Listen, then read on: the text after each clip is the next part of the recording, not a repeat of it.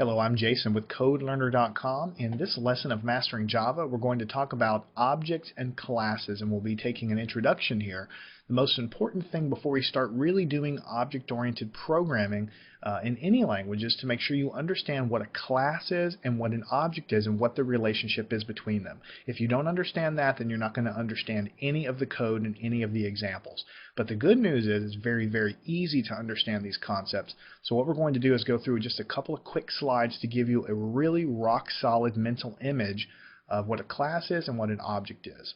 Let's go and do that right now. So the first thing is, what is a class? I want you to remember this in the following way. A class is a template. All right, think about that. Think of what a template is in your mind. A template is kind of a logically organized listing of characteristics of something.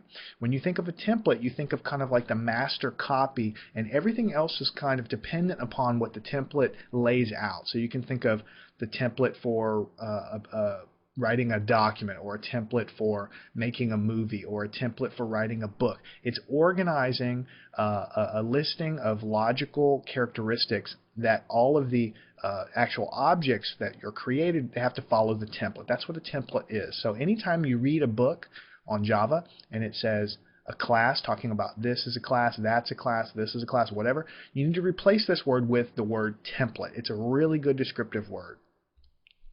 Okay, a class defines the form of an object. That's all I'm basically doing is restating the first bullet. It's a template that defines the form of an object, just like we just discussed a minute ago. And here's the kicker. An object is a specific instance of a class. It's a specific instance of a class. So it's just the same relationship that you might have already guessed. When you have a template, you define what something's supposed to look like, and then if you want to make copies or different types of objects, then you would just follow the template. Your different objects over here can look a little bit different, but they all have to kind of follow the same logical format of the template. So when we create an object in Java or any programming language, we're basically using the template to create a new object with similar characteristics that's all spelled out in the template.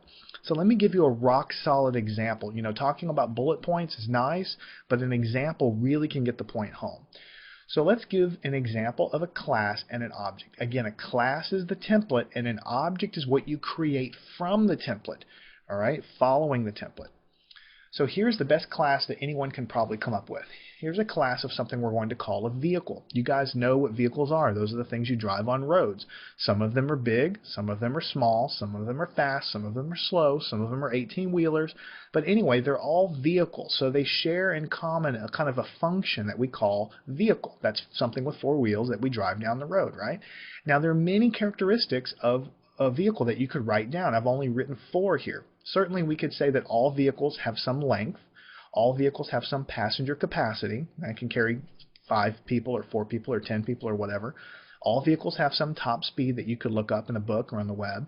All vehicles have a color. And I just stopped here, but there's many, many things you could define. You could say, what is the fuel efficiency of a car? What is the price of a car? What is the maintenance cost of a car? I mean, of vehicles.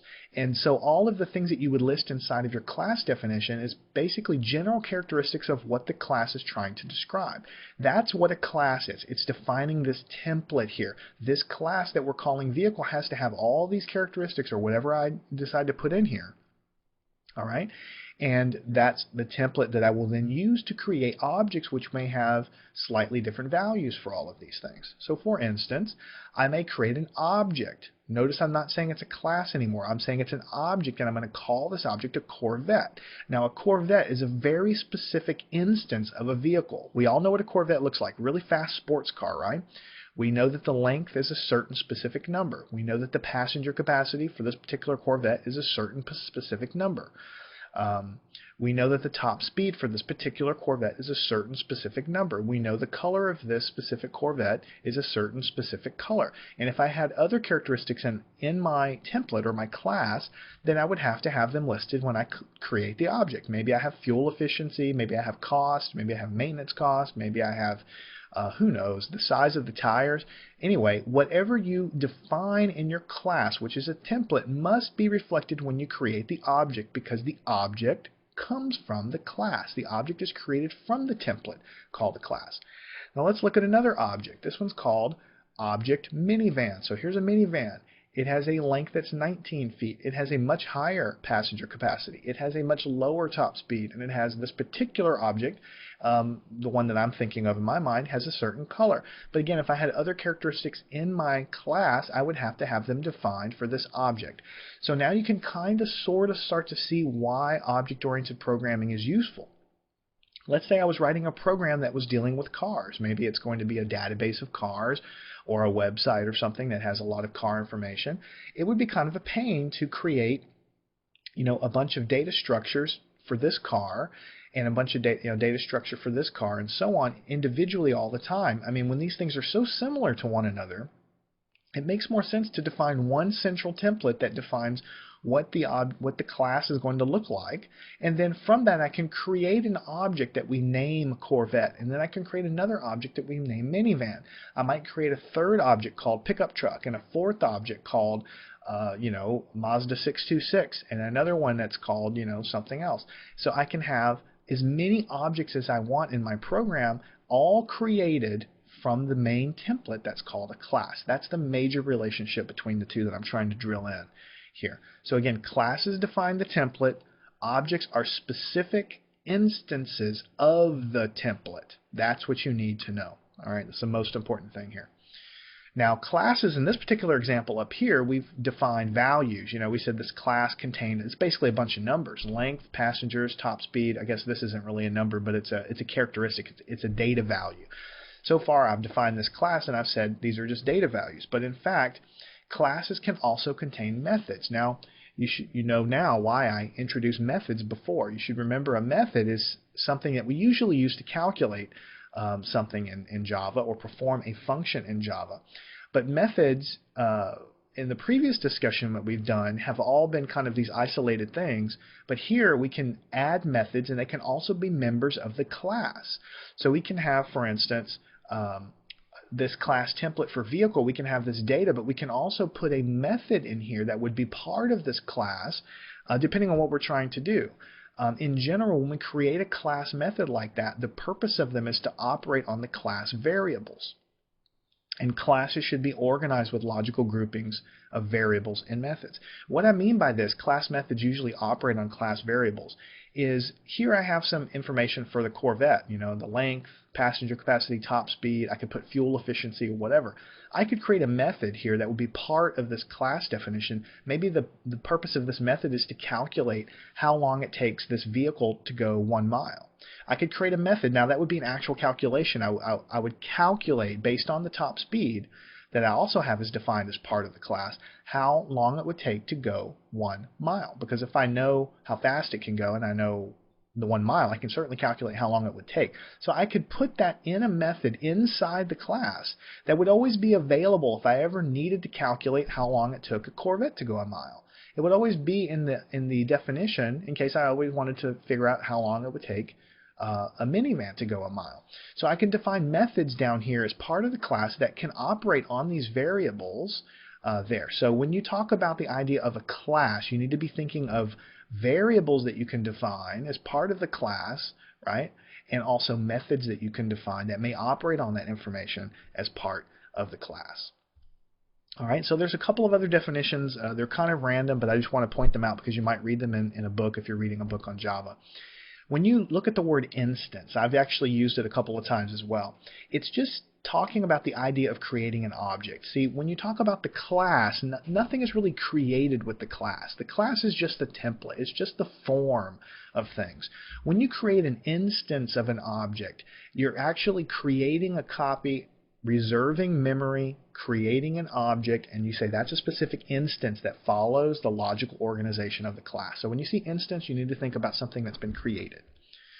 When you see the word member or class member, it just means the variables or the methods that are part of the class.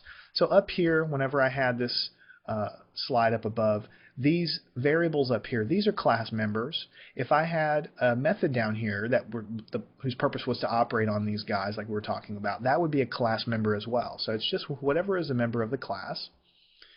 And also you might see something called instance variable. These are just the variables that are a part of the class definition as well. So basically these same ones here, you might see these variables that are part of the class, you might see them listed as instance variables. These are just a couple of different things you probably run into in a book. The most important thing is when you see the idea of instance, it's when something's created. A member is when you're looking at what does the class consist of? It consists of members, usually variables or methods. All right, so when we define a class, I'm not going to write code here, but I'm just going to give you a general idea. When you define a class, you use the class keyword and you have to give it a name. And you have an opening curly brace, right? And inside of this class definition here, you declare your instance variables. These would be things like top speed, color, whatever we were talking about in the previous slide when it comes to the characteristics of the vehicle, that would be defined up here. And you would also declare maybe a method here that would operate on these variables. And you could create another method that would operate on these variables. You can have as many methods or variables that you want inside the class definition, and then you have a closing curly brace like this. So when you define a class, you use the class keyword, class name, declare your variables, declare your methods, and that's really all I want to share with you in this particular lesson. It's so important. If there's one thing, just one thing that I wanted you to take away from this is that the class defines a template. Objects are specific instances of the template. When you create and reserve something in memory of this form, that is called an object. So now as you read Java books or learn about it more or listen to me talk about it in the next lesson, you'll know what these things are. So what we're going to do is go on to the next lesson where we'll write some code, create an object, and create a class that, of course, we're going to use to create the objects. And then as we inch our way through our learning of Java, we're going to kind of take it step by step to make sure nobody gets lost. And we're going to create classes, we're going to create objects, we're going to use methods to operate on the data in a class. And you'll find out that it's not very hard to understand what's going on, but we are going to take it step by step to make sure everybody gets it. So follow me on to the next lesson where we will define our first class in Java.